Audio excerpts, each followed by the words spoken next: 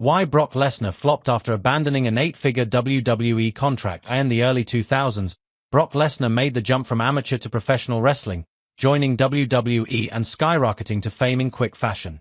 Lesnar has spent much of the past 25 years in or around a wrestling ring, but he has had other pursuits as well, including pro football.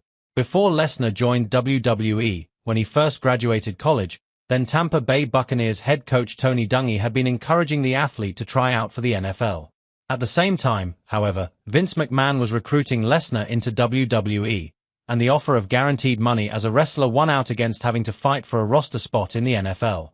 By 2004, Lesnar had a different perspective.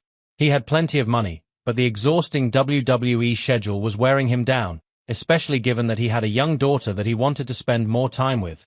Additionally, it seems as though Lesnar never quite gave up on the idea of playing pro football. Lesnar quit the company that year, giving up a massive guaranteed contract in the process. He agreed to work through WWE WrestleMania 20, where he lost to Goldberg. Immediately afterwards, he began preparing for an NFL tryout, despite getting injured in a motorcycle accident and the fact that it had been over a decade since he last played football. Most organizations were understandably dubious, but to one team, his physical assets outweighed his inexperience.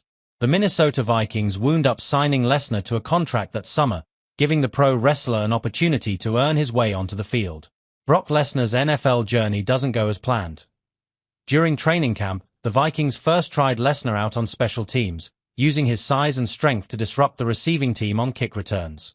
One unverified tale told by wide receiver and future CBS Mornings host Nate Burleson claims that Lesnar once sought revenge on behalf of Vikings quarterback Dante Culpepper. Burleson said he witnessed Lesnar deliver a German suplex to a Kansas City Chiefs player on the sideline during a joint practice after the player was said to have hit Culpepper in the back.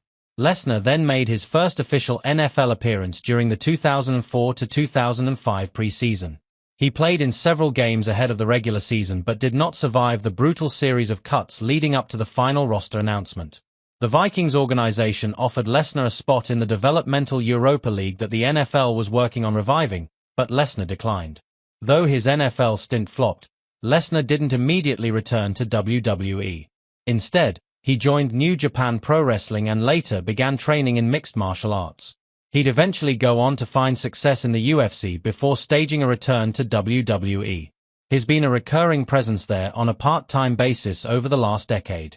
Though WWE officials opted not to use Lesnar for a period of time after his name came up in the Vince McMahon sex trafficking scandal, Lesnar made another return to the company at WWE SummerSlam 2025 before going on to defeat John Cena in one of the latter wrestler's final matches.